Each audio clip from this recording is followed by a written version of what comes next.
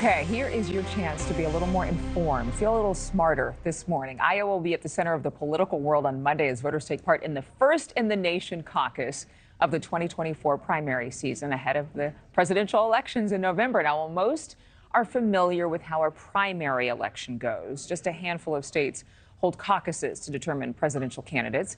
And with Iowa's primetime affair in the spotlight, we're breaking down the big differences between a caucus and a primary, with a few other questions thrown in. Here to weigh in, Allan Lichtman, a distinguished professor of history at American University in Washington, D.C. Thank you so much for being with us, Professor Lichtman. Certainly. You got to tell us the difference between a primary and a caucus. What's the major difference? The major difference is in a primary, you engage in the solitary act of voting. You can do it at the polls. You could do it by absentee. And in many states, like my home state of Maryland, you can vote early.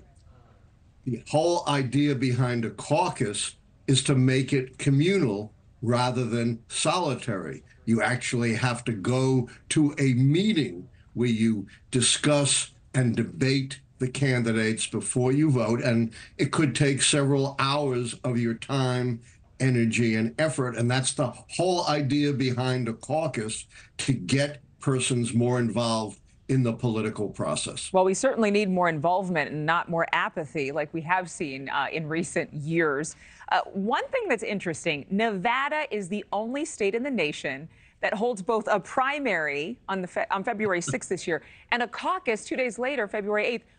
First question is why? And second question, how could that possibly impact the Republican race?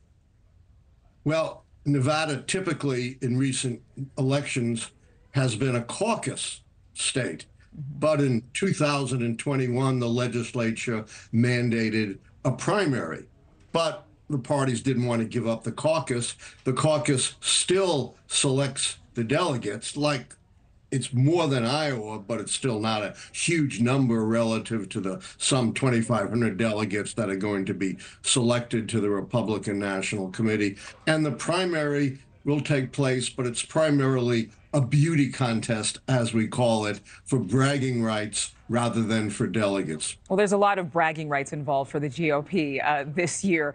I think some people are wondering, with this Iowa caucus, if voters are undecided, as is the case this year with a number of them. They're not registered necessarily as Republicans. Maybe they're registered as independents. If they decide to join the caucus on Monday, do they have to now register with the GOP in order to cast their vote? You have to be a registered Republican in order to attend the Iowa caucuses, which is very different from the second in the nation, which is a primary in New Hampshire, where independents can vote in whichever primary they choose. And obviously, with all the action on the Republican side, you're going to get a lot of independents coming into New Hampshire. So Iowa and New Hampshire are kind of the alpha and the omega of the selection process. So I have a follow-up question there. For those who, and I would imagine there's more registered Republicans in Iowa than independents, but for those who are independent, I mean, really, it would take a lot for them to decide to change that designation and cast their vote as Republicans, right? So maybe more attention needs to be on New Hampshire. Can you just kind of break that down?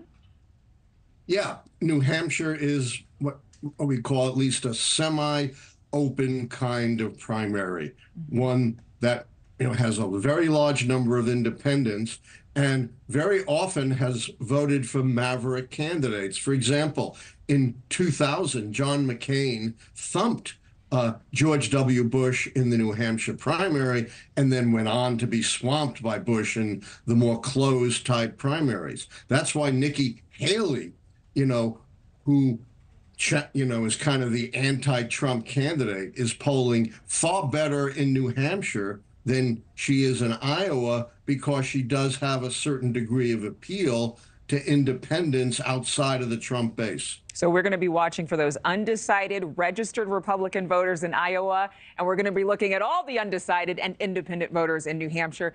Thank you so much, Professor Lichtman. I really do feel smarter after talking to you because of your brilliance. We appreciate it.